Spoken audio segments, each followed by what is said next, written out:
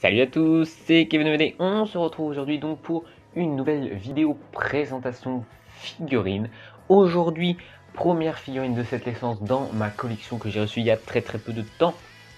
C'est tout simplement la Mikasa Ackerman Artifix J de chez Kotobukiya, donc qui vient de popper à la maison. Donc je vais pouvoir vous présenter tout simplement donc une figurine de 35 cm grâce notamment à la pose et à la lame qui va donc très haut. C'est du 1/7, voilà, en termes de proportion, et pour un prix en France avoisinant les 130 € à peu près. Figurine la plus chère de ma collection pour l'instant, donc on espère qu'elle sera de bonne qualité.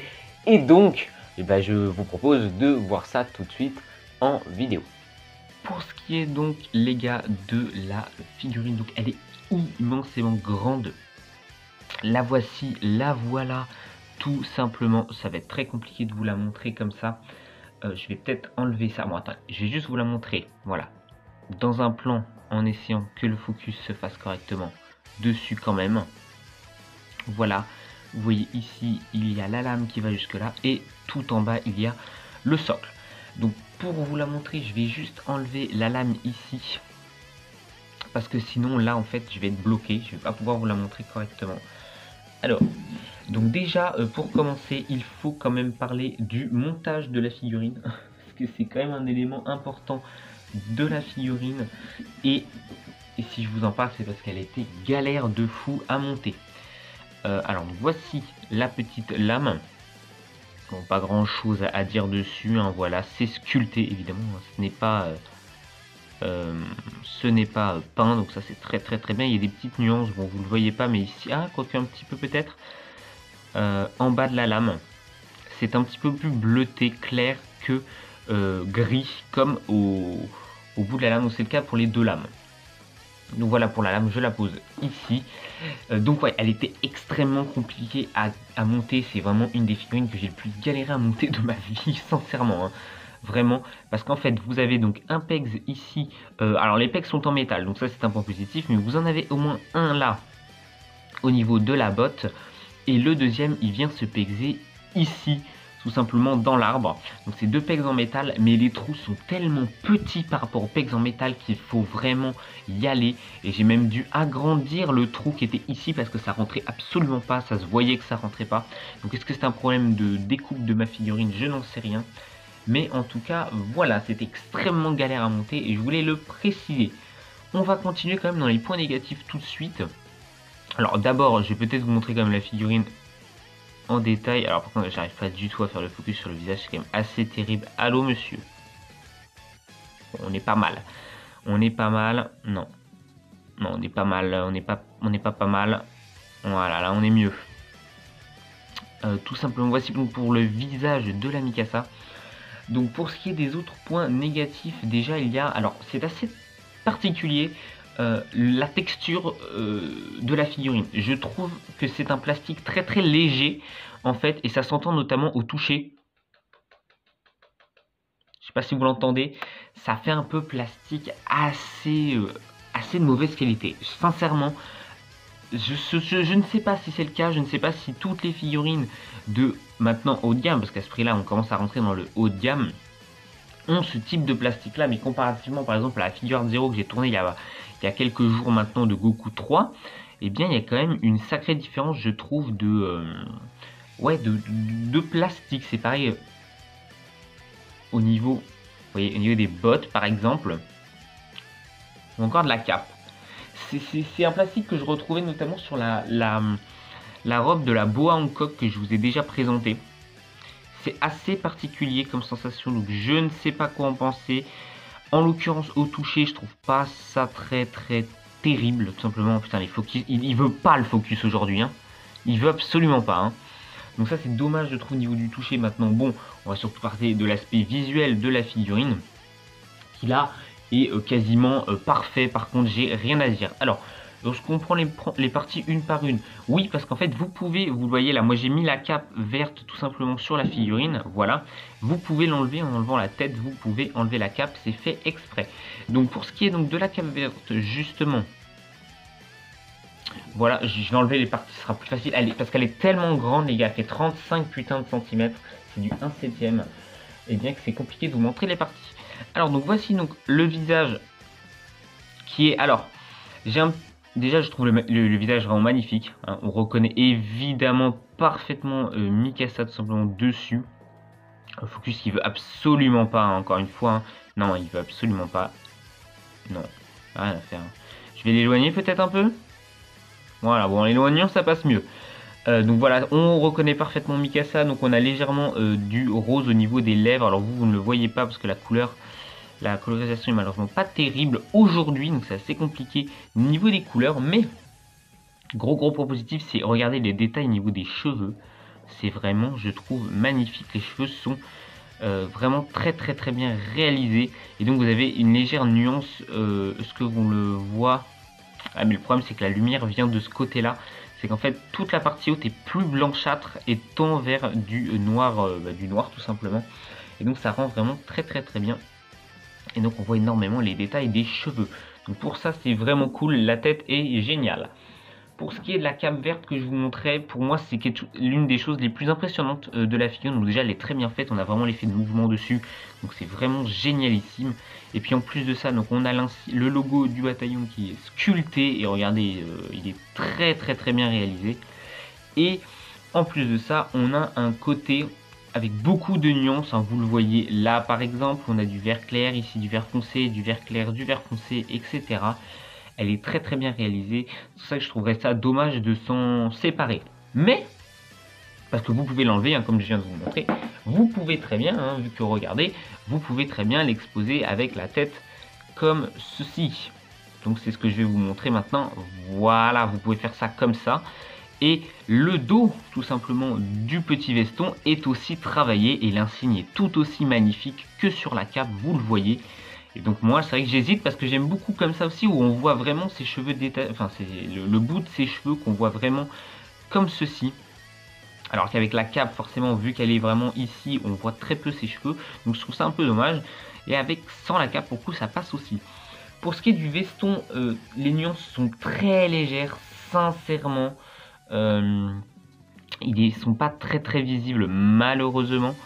Ça c'est vraiment dommage, mais il y a des nuances très légères dessus. Pour ce qui est de l'écharpe, pareil, quelques petites nuances. Alors là, ce serait très compliqué au vu de... Si vous faudrait que j'enlève la tête de nouveau. C'est plus ici que l'on a... vous le verrez pas non plus. Bon, bah, laisse tomber. C'est plus foncé, tout simplement ici. Vers l'extrémité, enfin non, c'est plus clair vers l'extrémité de l'écharpe et plus foncé vers le milieu.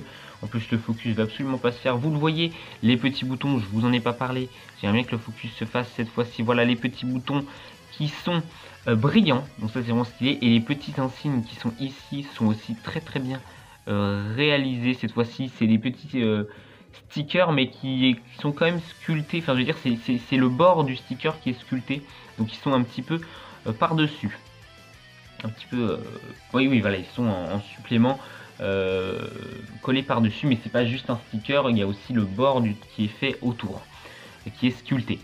Pour ce qui est de l'équipement tridimensionnel, et ben là on est sur du quasiment perfect. Sincèrement, voilà, je m'attendais pas à avoir un rendu aussi pétant sur un équipement tridimensionnel. Regardant, on a même des petites nuances sur notamment ces petites parties là. Ici nous avons donc la gaze tout simplement avec l'orange lame. Pareil, les mêmes nuances que sur la lame d'origine ici. Là on le voit bien, du bleu qui tend vers du gris beaucoup plus clair.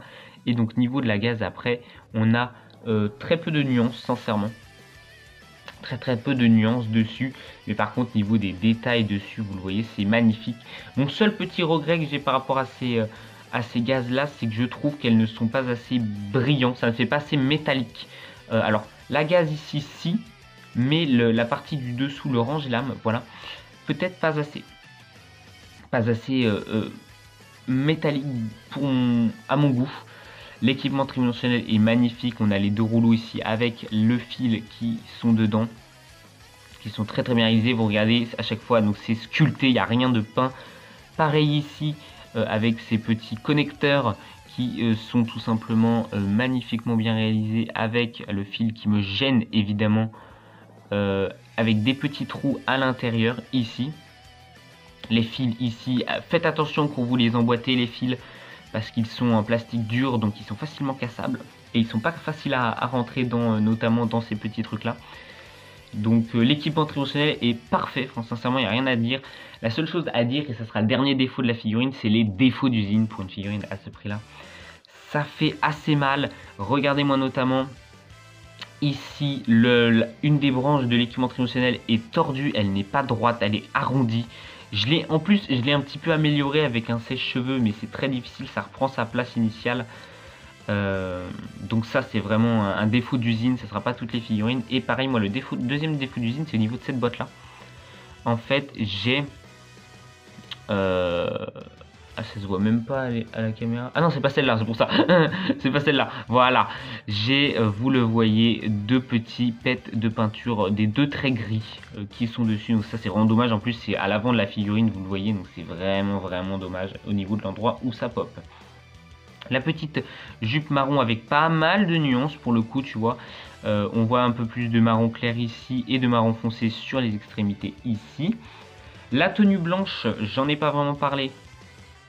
C'est l'une des choses que je trouve le plus impressionnant. En fait, vu que tu as plein de micro-plis, tu le vois ici, hein, on a vraiment plein de petits plis dessus. C'est vraiment très très très très joli. Ça se voit notamment aussi, voilà, au niveau des jambes, regarde un peu tous les plis qu'il y a un petit peu partout, tout simplement dessus. C'est vraiment très très très joli. Ici également. Et donc on a vraiment cette impression de tenue qui est très très collée au corps. Donc ça c'est vraiment très très joli. Tout simplement. Les sangles, pareil, j'en ai pas parlé, mais regardez, elles sont sculptées par-dessus.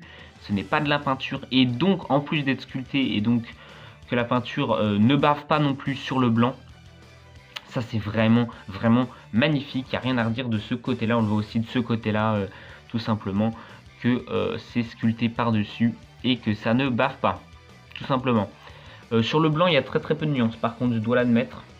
C'est comme la tenue marron. C'est très peu visible.